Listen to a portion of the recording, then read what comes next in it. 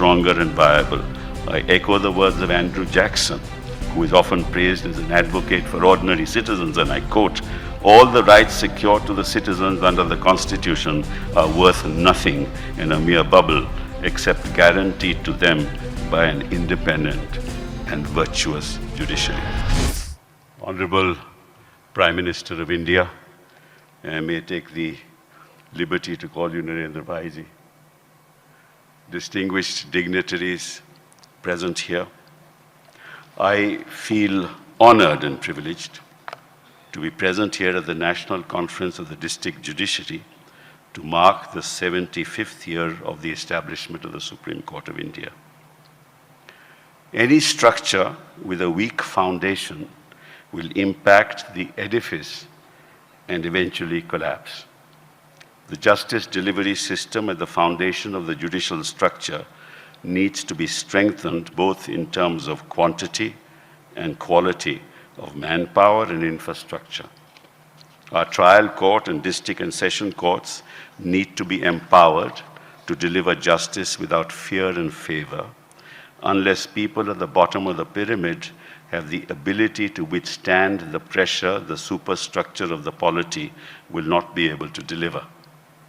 I don't want to call the judiciary at the level of the trial court and district and session judges to be subordinate, because the judge sitting there delivers justice, and the question of being considered as subordinate to any authority is a contradiction in terms. The judiciary at that level should be instilled with the confidence that their judicial pronouncements shall never be held against them, and that they represent the spinal cord of the justice delivery system. They should have the flexibility and the independence to render judgments in accordance with law without fear or favor. The effectiveness, fairness, and integrity of the courts impacts the perception of the public on the credibility of the entire judicial system. The fact that the trial court and district and session courts are loath to grant bail in matters of some significance itself is symptomatic of the malaise that has set in. In the course of my career, I have seldom witnessed the grant of bail at that level. This is not just my experience, but the Chief Justice of India has said often enough that court at the highest level is burdened with matters of bail, because at the level of trial courts and district and session courts, bail seems to be an exception. Of course, it goes without saying that the grant of bail depends on the facts and circumstances of each case, but the pronouncements of the court have in the recent past adhered to the principle that bail is the rule and jail an exception. We've seen trends harking back to the law laid down in Gurbaksh Singh Sibia, wherein this principle has been enunciated and has now been reiterated by the Supreme Court of India in several recent judgments, even in relation to special acts which require stringent twin conditions. Liberty is the foundational substratum of a thriving democracy. Any attempt to throttle it impacts the quality of our democracy. Moving away from liberty, we need to address the problems being faced by trial courts and the district and sessions courts, which impede the quality of the justice delivery system.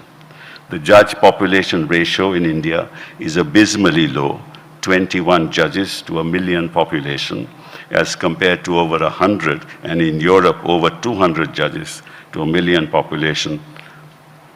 Therefore, the roster at the level of the trial and district and session courts is overburdened on a daily basis, which impacts not just the justice delivery system, but lives of millions who are waiting for justice to be delivered. They come to court day in and day out for their matters to be heard expeditiously and fairly. However, in the absence of quick disposals, they have to wait for years, which impacts them both economically and mentally. The court cannot even imagine the mental agony and the economic consequences of these kind of delays. Furthermore, our young, talented people choose not to seek appointments at the trial and district sessions courts due to abysmal conditions in which judges operate.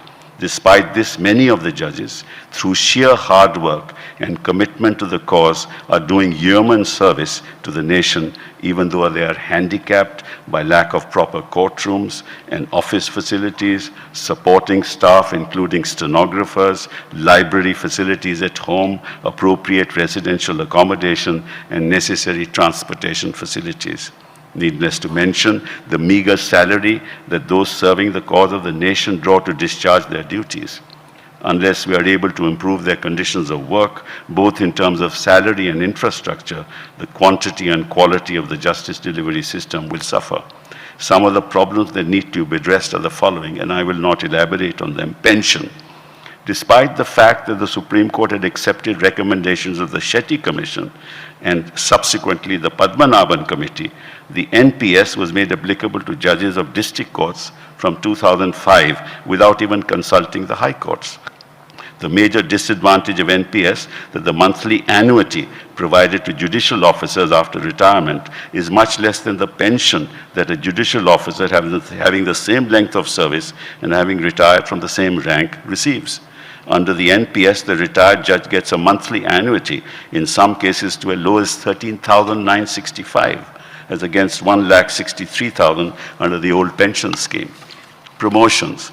The promotional avenues are limited for judges who join as civil judges in the district judiciary. Some judges join as civil judge and retire as civil judge.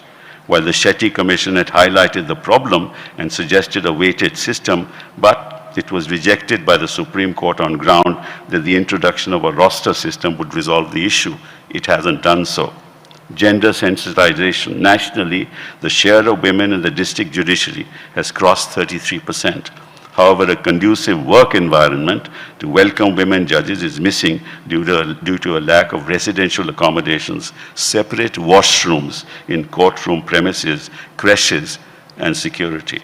Technology. Most of the judges of the district judiciary are not well equipped with technology for the purposes of research, conducting trials. While the libraries is diminishing from residential offices, judges are not properly trained to avail e-library and e-journal facilities, and in some cases, they're not even available. Incentives to join judicial services. Young and bright students from national law schools seldom join judicial services, and they do not see promotional avenues and lucrative monetary benefits. I urge everyone on the dais to urgently address the persistent issues being faced by judges of the trial and district and session courts, who are the backbone of our judicial system. It is time for us to make our justice delivery system more efficient, stronger, and viable. I echo the words of Andrew Jackson, who is often praised as an advocate for ordinary citizens, and I quote, "All the rights secured to the citizens under the Constitution are worth nothing in a mere bubble, except guaranteed to them by an independent and virtuous judiciary."